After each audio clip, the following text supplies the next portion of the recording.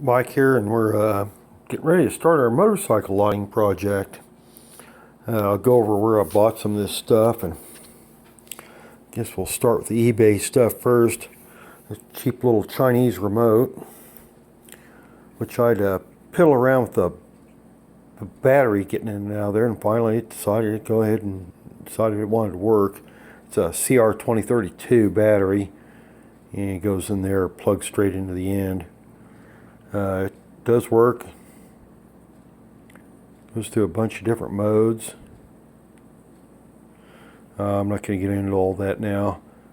Brightness and stuff like that. Dim that way down.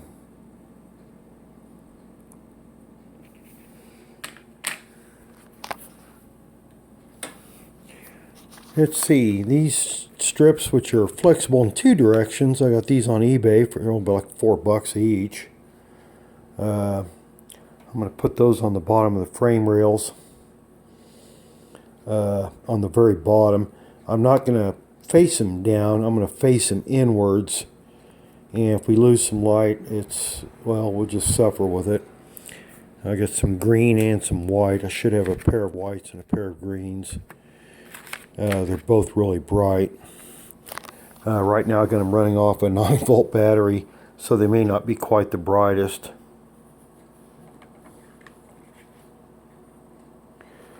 And these little color changing ones, which they don't like the dimmer at all, I'm going to wire these up separate, not on the remote circuit.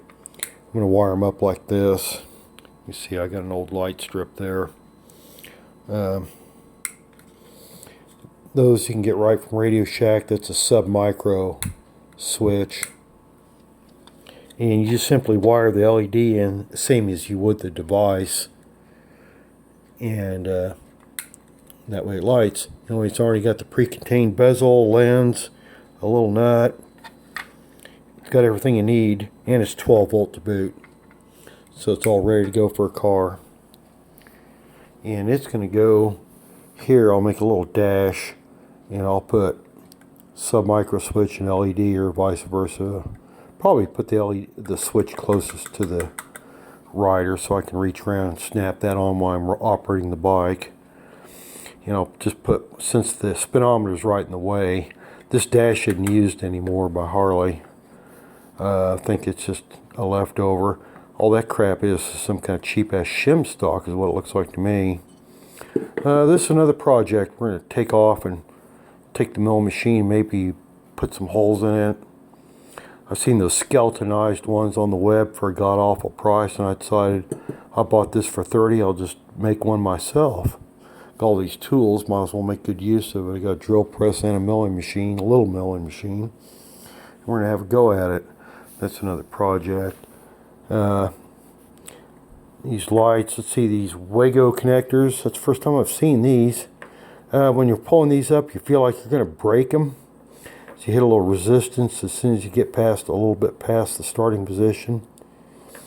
Go ahead and pull it up. You're not going to break it. In fact, I'd watch a video to verify I'm not going to break the damn thing, so I didn't want to order any more. These should be considerably brighter when I hook them up to the 12 volt. Right now I've got the whole thing mocked up on a 9-volt battery. This is going to be an extra brake light, and it's going to, since my Sportster doesn't have a traditional tail light, just turn signals that are multi-purpose, I'm going to hide that under the reflector, under the fender, have it facing down towards the tire and the pavement. And as you can see, it shines in like 3 different directions. And I can't use, according to Dodge City law, I can't use blue or red because those are emergency colors. I guess this purple, they make this purple.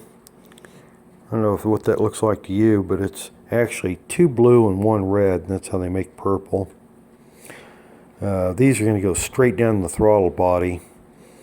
I've got a clear air cleaner. You can look right in there and see the throttle body, and it's got a U-shaped bracket.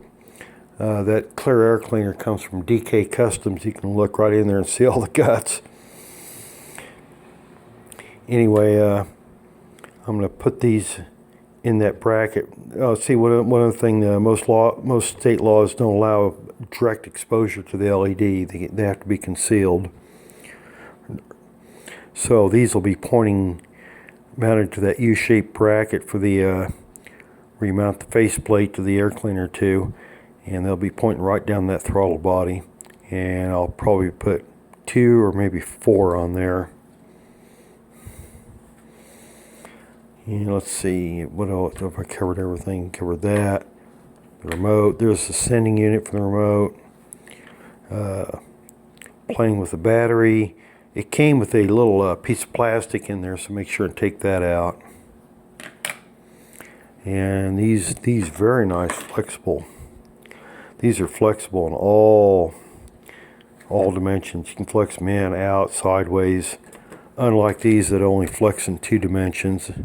So you can curl it up or uncurl it, but that's it. You can't go side to side with it.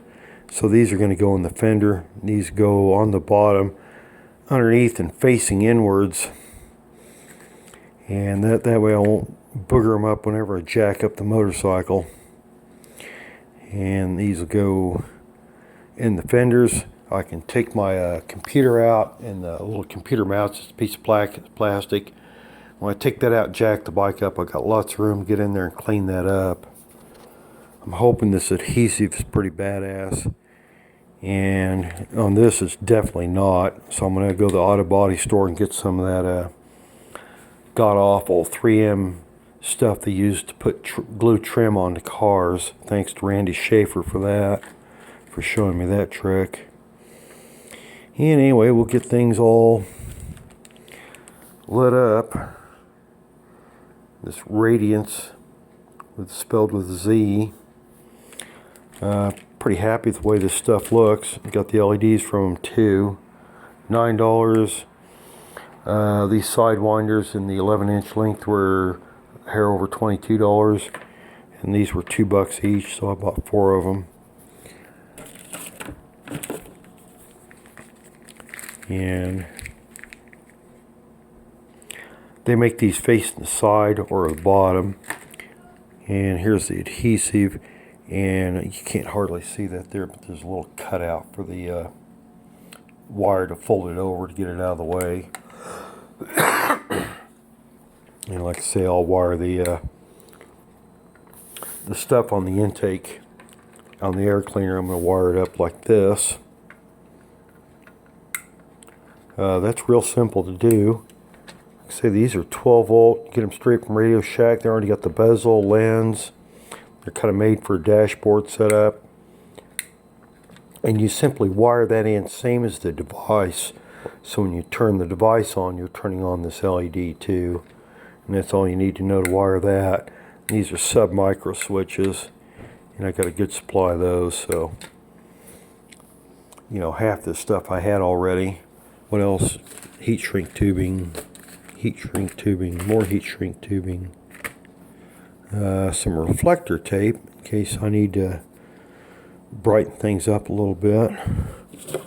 Take advantage of the quantum nature. More sub-micro switches, more than we need. And I'm not going to tear into it this weekend. This weekend the project's going to be changing the fork oil. And I'll put my GoPro cam on that. As for how bright these are. For being lit up, running all this crap off a 9-volt battery, I think it's doing pretty good. Anyway, I'm happy with the stuff I bought. Yeah. Can't wait to get in there and tear into this. Like I say, I got to pick up some of that high-power tape, and we'll be ready to go.